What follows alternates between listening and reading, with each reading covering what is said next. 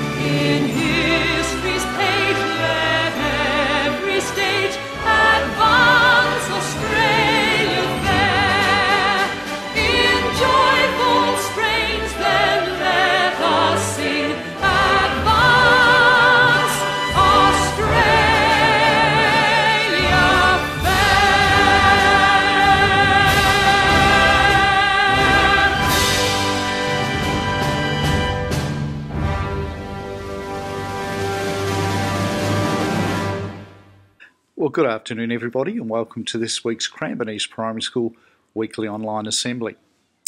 Well, my first message, it's unfortunate that I have to report that last weekend we had 16 windows of the school damaged.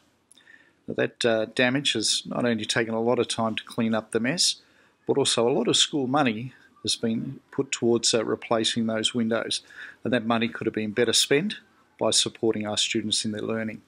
So if any of our families out there have heard any information about the damage, we just ask you to report that to the police.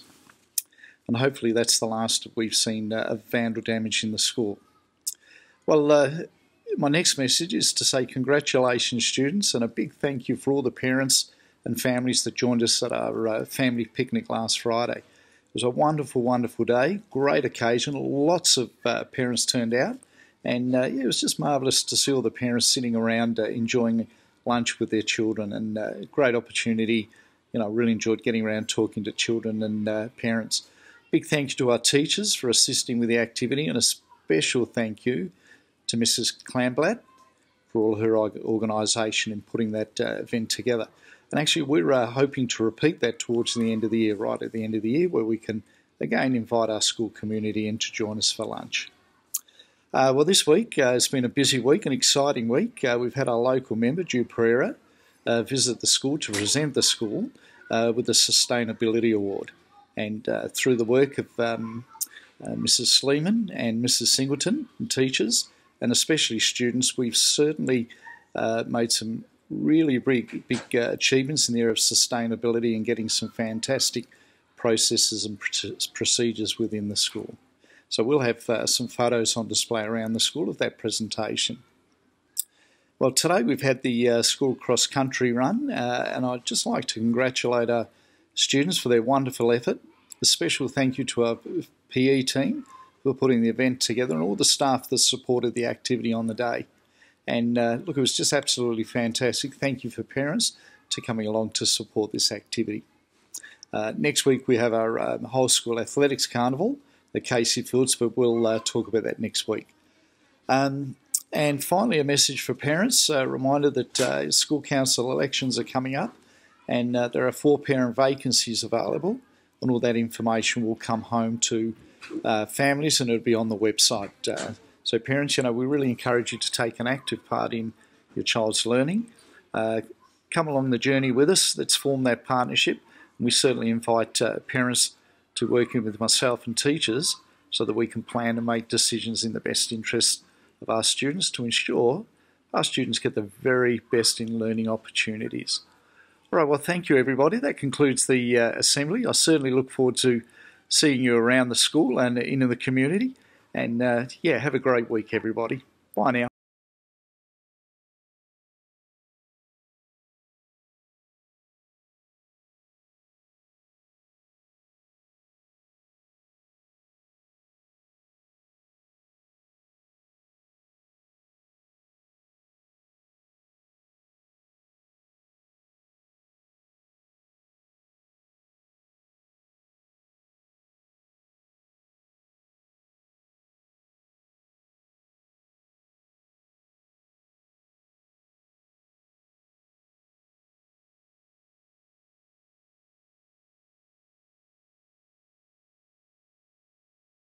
Hello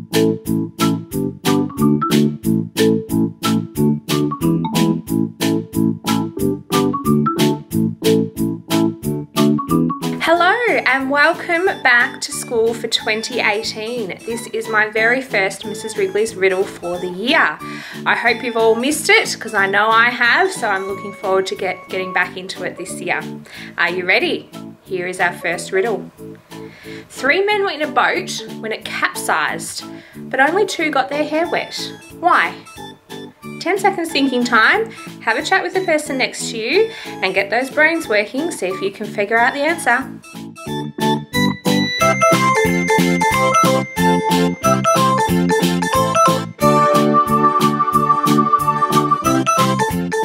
Alright, 10 seconds is up. 3 men were in a boat when it capsized, but only 2 got their hair wet. Why? Because 1 was bald. Well done if you got that one. Have a great week, everyone, and I look forward to seeing you all again next week for another Mrs. Wrigley's Riddle. Bye now.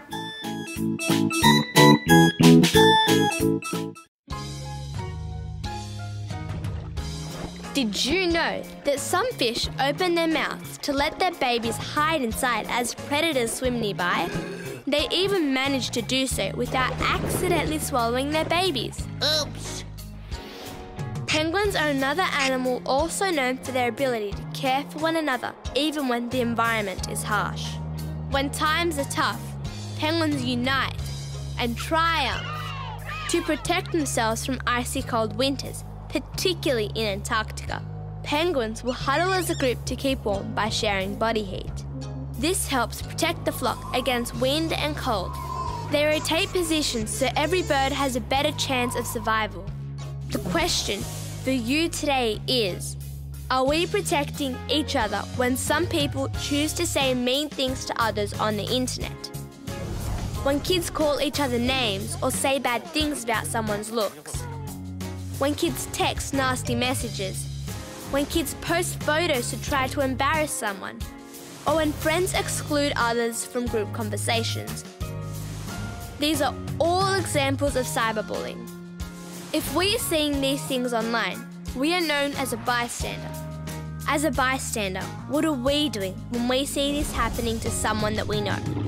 You might think that you don't want to get involved. You might be scared. You might think that the bully might start picking on you. These are real concerns that all kids have. But how can we protect someone, a friend even, when this stuff happens on phones and computers? The main thing is, you don't have to approach or communicate with the cyberbully if you find this hard or scary. But you can do something. Ask 2 questions to the person that is receiving the nasty message or threat. So listen very carefully. Ask them, are you okay? Ask them, have you told a grown-up? Or maybe you could be the one who helps by telling a grown-up, an auntie or an uncle, an older sister or brother, or even your teacher. Make good choices online and always be a good friend by being a helpful bystander. Remember, just like the penguins, every single one of us can make a positive difference and can help make the internet a safe and fun place to play in.